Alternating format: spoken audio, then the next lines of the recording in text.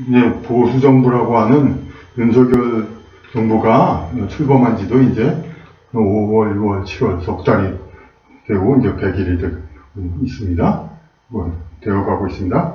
그러면은 이제 이제까지 이제 소위 좌파 우파 이제 세력 대결에서 우파를 표방했던 보수 우파를 표방했던 사람들은 이제 한시름 놓고 이제 좀 한번 잘 되기를 밀어주자. 이제 다들 그럴 만도 한데 뭐 아주 큰 세력은 아니지만 또 일부 상당히 과거에도 보수 선명한 그런 노선을 표방했던 많은 논객과 세력들이 윤석열 정부를 반대하고 그러고 있습니다. 그리고 또 윤석열 정부뿐만 아니라 일부 보수 논객 뭐 유튜버 이런 사람들 중에서는 또 이미 선거 승리해서 보수 정권을 탄생시킨 국힘당의 지도부 이준석 대표 같은 사람들을 아직도 적대시하고 그러고 있습니다. 그러한 이유들이 도대체 뭔가 그럼 그 이유들에 대한 왜 그럼 기껏 보수 정부 들어섰는데 왜 이렇게 적대시하냐? 그 이유는 이겁니다. 박근혜 전 대통령을 탄핵한 이게 당시 야당, 지금 야당이라서 민주당이 아니라 당시 야당 민주당에 혼자서 할 수 있는 일이 아니죠. 이때 이제 과반수 다수 의석을 차지했다지만은 야당이 이쪽에서 동조해줘서 3분의 2가 찬성을 했기 때문에 그렇게 될 수 있었던 것입니다. 그럼 왜 그럼 탄핵을 했냐? 이거에 대해서 야당은 당연히 권력을 얻으니까 좋고, 그럼 여당은 왜 탄핵을 했냐? 이건 왜 탄핵을 했나? 결국은 국힘당, 자유한국당, 새누리당은 그대로 나라겠다 빠져서 한동안 힘들었죠. 그런데도 왜 탄핵을 했는가? 파벌 내에서의 자기 권력을 위해서 그랬다. 그렇게 얘기를 할까요? 이유를 뭔가 좀 분명히 알아야 되는데 아직도 그냥 이 사람들이 나쁜 놈들이니까 그냥 이 사람들이 나쁘니까 우리 좋은 선량한 박근혜 전 대통령을 탄핵했다. 그런 논리로밖에는 없습니다. 어찌 보면 상당히 순진하죠. 이제 그러니까 왜 박근혜 대통령 왜 탄핵했냐 이거에 대해서 그 이유를 갖다가 결국 이 사람들이 나쁜 놈들이고 나쁜 놈들이 이제 서로 여야 합세해서 이렇게 했다 이거죠. 그 여야 합세해서 그렇게 해서 다 될 수 있다면은 그 하여튼 세력과 그렇게 자기 마음에 안 든다고 다 탄핵할 수 있다면 지금도 가능하겠네요. 그러니까 그냥 야당이 다수고 물론 그래서 또 지금 퇴진운동 벌이고 있는지 모르지만은 하지만 그보다 더 큰 힘 이걸 아는 건지 뭐 알면서도 모른 척 하는 건지 그러니까 박근혜 대통령이 정권 말기 때 이제는 개혁을 해야겠다 그런 얘기를 많이 했었죠. 그러면서 이렇게 뭐 다른 무엇보다도 교육개혁을 주장했습니다. 교육개혁에서 당장 내세운 두 가지 정책이 뭐가 있었냐면은 역사 교과서 국정화가 있었고 또 하나는 초등학교 반짜교육입니다. 이 역사 교과서 국정화에 관해서 당시에 엄청난 측에서 엄청난 저항을 했던 거 다들 기억할 겁니다.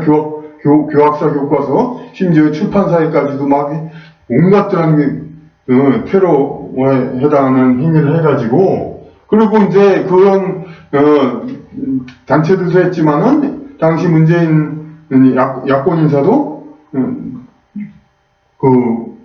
야당 대표도 그때 그랬는지 어떻게 했는지 모르겠지만 어쨌든 역사교과서 국정화에 대해서 당시 민주당 전체가 반대를 하고 들고 일어났습니다. 그래서 정치권에 큰 이슈가 됐었죠. 그런데 초등학교 안짜교육에 대해서 정치권에서 그때 야당이나 그 국힘당 내부나 어디더라든지 반대 한마디도 없었습니다. 글쎄 노회찬 씨는 했을지 모르겠습니다만은 그때 왜 국회에서 이렇게 크게 떠든 기록은 아직 없습니다. 네. 그런데 이것은 그러니까 어떤 제야단체끼리만 서로 피 튀기는 싸움 그걸 했었죠. 그건 뭐 아무 의미도 없어. 그들이 무슨 국민을 대변하는 것도 아니고 몇 명 그냥 조폭이라든지 몇 명 행동대응만 하면 다 되는 거. 그 싸움이 무슨 뭐가 중요합니까? 뭐 제야단체들끼리 한글 앞에 이런 쪽이 뭐 싸우는 거 그런 거. 결국은 정치구진들이 주장을 해야 되는데 한마디도 주장을 안 합니다. 왜냐하면 이걸 반대한다 이렇게 나서서 주장하면 국민한테 지지받는 게 별로 자신이 없으니까. 그럼 결국은 어떻게 됩니까? 그 냉가슴을 앓는 거죠. 근데 이 반대를 반드시 이 야당이 했냐, 이 초등학교 한자교육, 역사교과서 국정화는 당당히 반대 주장을 표명했지만, 초등학교 한자교육은 이거는 반대를 못합니다. 냉가슴을 앓는 겁니다. 왜냐하면 한자가 국민들이 다 알게 되고 보편화적으로 쓰게 되면은 이제 여진 좌파 세력, 몽고 여진 그 좌파 세력이 상당히 약화되는 건 불을 보듯 뻔한 것이고 문화적으로도 그렇게 되고 근데 그들이 전부가 아닙니다. 이른바 보수 세력이라는 쪽에서도 그 미국의 인맥과 영향력을 상당히 받을 수밖에 없습니다. 그래가지고 이걸 어떻게 정치에서 꺼내서 정식으로 반대는 도저히 할 수가 없습니다.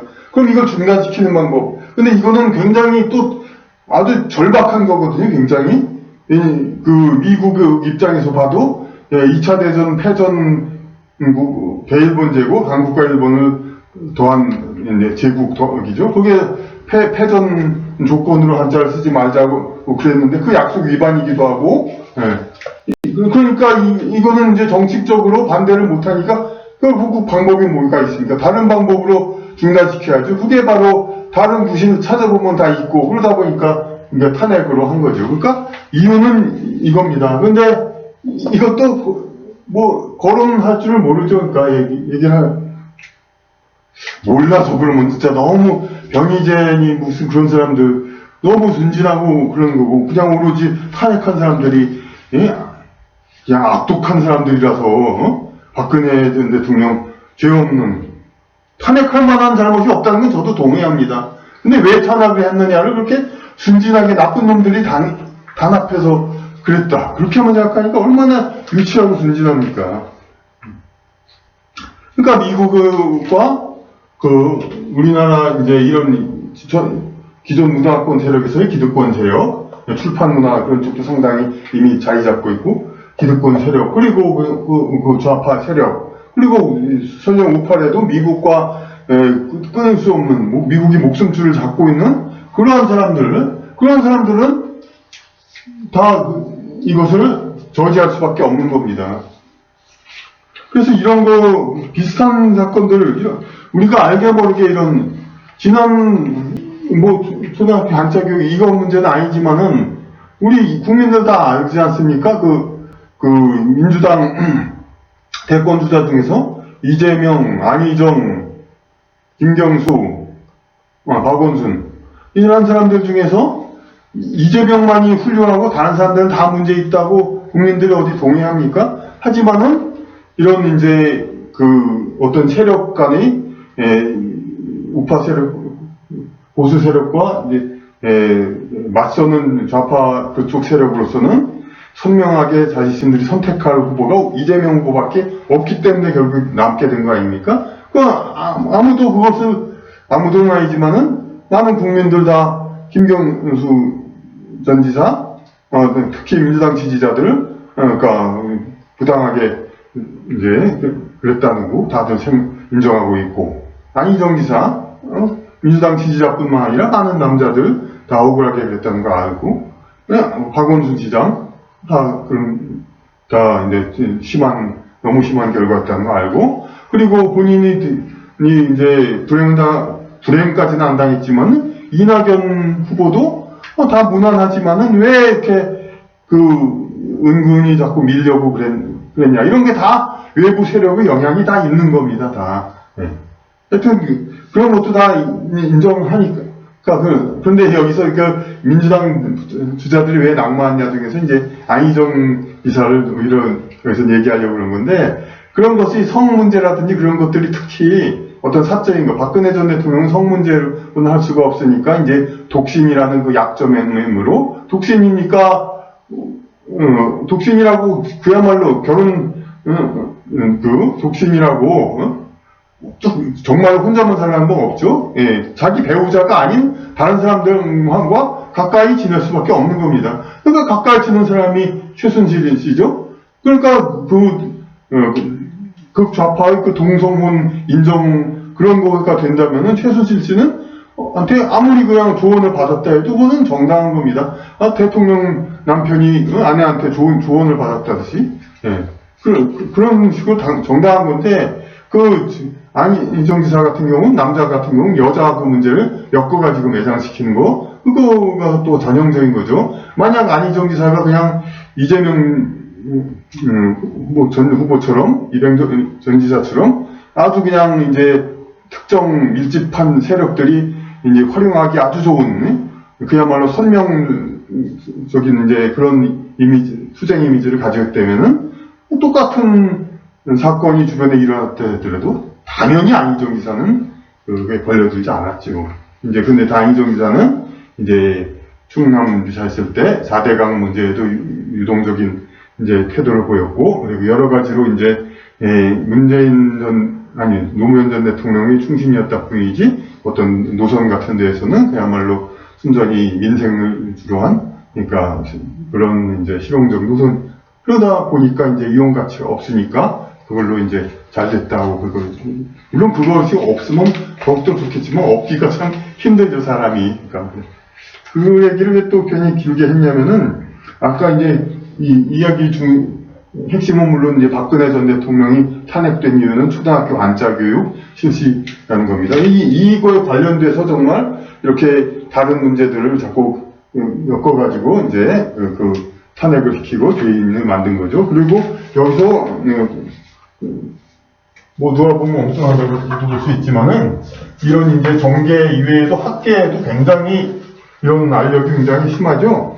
그러니까 우리가 지금 다 잊어버리고 있지만은, 강석진 교수라고 서울대 그 수학과 교수, 이 양반도 이제 성추행 그런 거 가지고 매장을 당했는데, 이 양반이 매장 당한 것도 저는, 왜냐면은 상당히 우리 전통 문화라든지 그런 이제 지식의 가치, 그리고 우리 수학을 이제 자연과학에 특히 한자도 모르고 완전히 그냥 미국화된 거, 물론 본인은 미국을 유학 출신이로 알고 있습니다만은, 그런데 그렇지만은 어쨌든 그런 이제 우리 한국의 미국화를 위한, 우리 자연과학은 모두 전부 영어를 쓰게 해가지고 실상 자연과학자, 공학자는 한국 사람이라도 한국에서 공부할 때라도 사실상 미국의 문화권에 들어가는 것, 그런 것이 바로 미국의 이제 어떤 이제 2차 대전 이후의 이게 제1본제국 점령 시나리오인데, 이것에 협조하는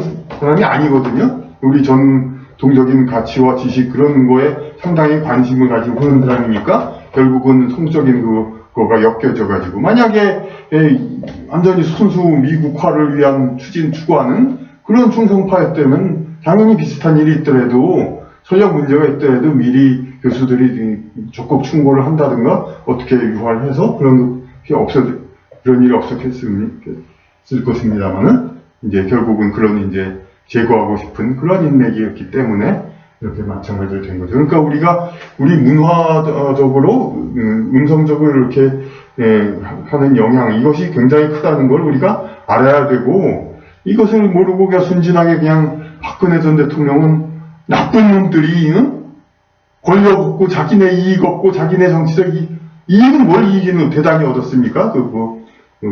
야당 정권 교체가 있을 수도 있는 일이고, 물론 걔네들이 이득을 얻었지만 그거 반드시 그거 아니라면, 탄핵 아니라도 정권 교체를 탄핵을 안 했다 하더라도 정권 교체가 충분히 됐을 수 있고 안 됐을 것도 아니고, 그리고 야권은 그 당시 여권은 그냥 당연히 그냥 정권도 잃고 그냥 몇 년 동안 헤매고. 그런데 박근혜 대통령이 만약 탄핵한다고 1년 더 재임했다면 당시 추진한 초등학교 한자교육 추진 1년이면 충분하죠. 충분히 해가지고 이 나라 그 상황을 이제 문화 뿌리를 살릴 수가 있었던 것이죠. 그것을 막기 위해서 그 1년 동안을 못 참는 게 아니죠. 그러니까 1년이 아주 치명적이니까 그러니까 탄핵을 시켜서 그걸 중단시키는 거죠. 정치적으로는 반대를 할 수가 없거든요. 초등학교 한자교육을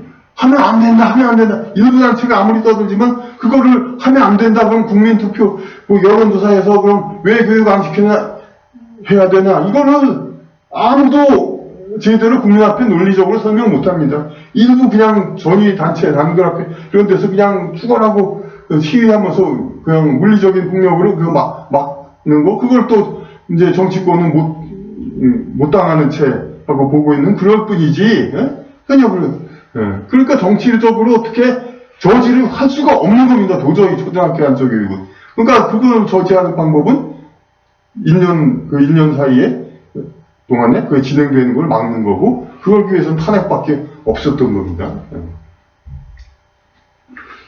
하여튼 제대로 좀 알아야 되는데, 저는 물론 박근혜 전 대통령을 이제 탄핵한 부도덕성을 이유로 해가지고 보수정부를 계속해서 비판하는 이런 사람들을 도의적으로는 이제 존중합니다. 공감하고.